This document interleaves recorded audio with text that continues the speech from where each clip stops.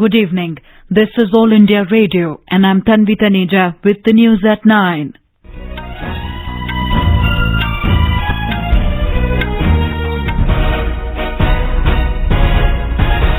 The headlines. Bishkek Declaration urges international community to strengthen global cooperation against terrorism without politicization.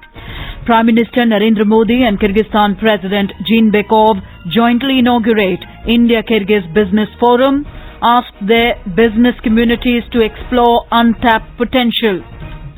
Health Minister Dr. Harshvardhan urges West Bengal Chief Minister Mamata Banerjee to ensure an amicable end to doctors' agitation. Finance Minister Nirmala Sitharaman stresses on investment in social infrastructures to improve quality of life in pre-budget consultations. Wholesale price-based inflation drops to 22-month low at 2.45% in May. And in the ICC Cricket World Cup, West Indies set a victory target of 213 runs for hosts England in Southampton.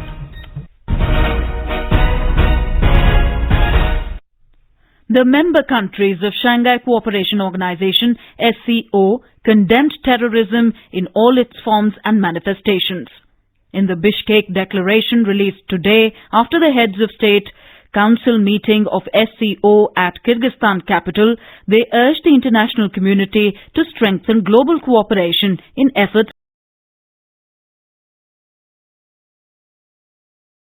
against the menace without politicization and double standards.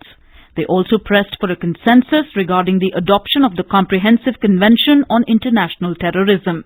In the meeting, the SCO member countries also reiterated their intention to focus on expanding and deepening cooperation in trade, finance, investment, transport, energy, agriculture and cutting-edge technology.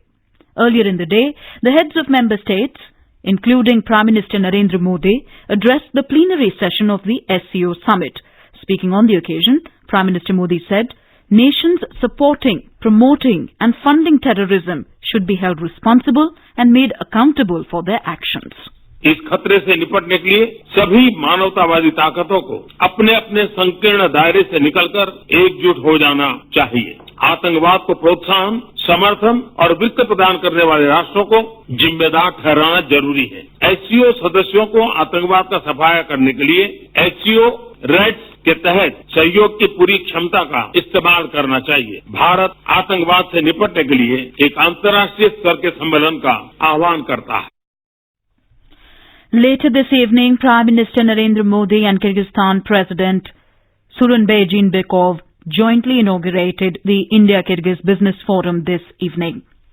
The two leaders urged the business community of both countries to explore their untapped potential. Mr. Modi invited the Kyrgyzstan business community to India. Bharat के व्यापारियों और निवेशकों के लिए औषधियां, textile, railway, hydro power, mining और mineral तथा tourism के क्षेत्रों में किर्गिज रिपब्लिक में अच्छे अवसर मौजूद है। मैं कामना करता हूं कि आपकी सभी चर्चाएं सार्थक हो। मैं किर्गिज व्यापार जगत के नेताओं को भारतीय उद्यमियों के साथ काम करने के लिए प्रोत्साहित करता हूं। आप सबका भारत में भी उतना ही स्वागत है। Prime Minister Modi and Kyrgyz President Jeenbekov also held a restricted meeting to boost bilateral engagement to the next level. India and Kyrgyzstan also decided to add strategic dimension to their ties to boost their relationship in defense and security, trade and investment, health, education and development cooperation, among other areas. The two countries exchanged 15 documents in various sectors in the presence of Mr. Modi and Mr. Jeenbekov. Our correspondent covering the Prime Minister's visit reports that Mr. Modi held bilateral meetings with several world leaders today on the sidelines of the summit.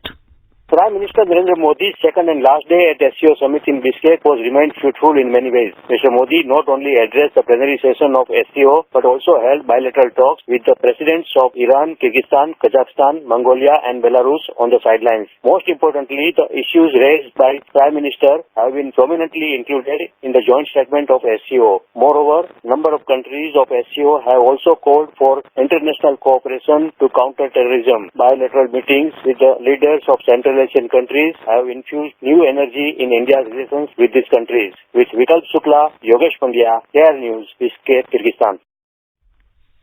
The Prime Minister reached Bishkek yesterday. He held bilateral talks with presidents of China, Russia and Afghanistan on the first day. The SCO is a China-led 8-member economic and security bloc. Union Health Minister Dr. Harshvardhan has written a letter to West Bengal Chief Minister Mamta Banerjee urging her to ensure an amicable end to the doctors' agitation in the state and provide a secure working environment to them. He said the ongoing strike is causing severe hardship to the patients across the country and has adversely impacted healthcare services. Dr. Harshvardhan met a delegation of Resident Doctors Association of AIIMS, Safdarjung Hospital, Dr. Ram Manohar Lohia Hospital and Federation of Resident Doctors Association today. Dr. Harshvardhan said he will discuss the matter of providing safety in hospitals with the Home Ministry and also take up this matter with the Chief Ministers and Health Ministers of other states so that such incidents can be avoided in future. In a related development, the Calcutta High Court has refused to pass any interim order on the strike by junior doctors at state-run hospitals throughout West Bengal. The court asked the state government to persuade the striking doctors to resume work and provide usual services to patients. It has posted the matter for 21st of June for next hearing. In another development, Indian Medical Association has announced nationwide strike of doctors on the 17th of this month. Meanwhile, 4 senior doctors from SSKM Hospital met Chief Minister Mamta Banerjee to discuss ways to resolve the issue. This is All India Radio giving you the news. For quick news updates, follow us on our Twitter handle at AIR News Alerts. In Jammu and Kashmir, 4 newly recruited terrorists were arrested by security forces in Baramulla district. They were planning to cross the line of control LOC for arms training. Talking to AIR News, State Director General of Police Dilbagh Singh said the arrests were made last night by a joint team of security forces based on specific intelligence inputs about the movement of the newly recruited group. He said the terrorists were on their way to LOC through upper reaches in Boniar area of the district. The group of 4 people who were going towards Pakistan for training in arms and ammunition to join militancy was intercepted somewhere in Baramulla area last night. They've been taken into custody by police. Despite the best of efforts on our side that youth are not pushed into militancy by anti-national and anti-social elements. In Jharkhand, 5 policemen were martyred in a suspected Nakshal attack in Saraikela Kharsavan district. According to sources, the attack took place when a patrol party of the police was making an inspection at the weekly market at Kukru block in Turuldi police station this afternoon. The martyrs include 2 assistant sub-inspectors and 3 constables. 1 policeman is missing. District Superintendent of Police said this could be an act of Nakshals. Finance Minister Nirmala Sitharaman has said public investment in social infrastructures like education, health and other services is a key determinant of the quality of life of people. Mr. Sitharaman was speaking at the 5th pre-budget consultation meeting with the stakeholders from social sector groups in New Delhi today. She said the government is committed to improving the educational standards in the country, skilling the youth, enhancing job opportunities, empowering women and improving human development to have inclusive development. Wholesale price-based inflation slipped to a 22-month low at 2.45% in May due to falling prices of food articles, fuel and power items. According to official data released today, the wholesale price index WPI-based inflation was at 3.07% in April this year, while it was 4.78% in May last year. WPI inflation in May is the lowest in 22 months since July 2017, when it was at 1.88%.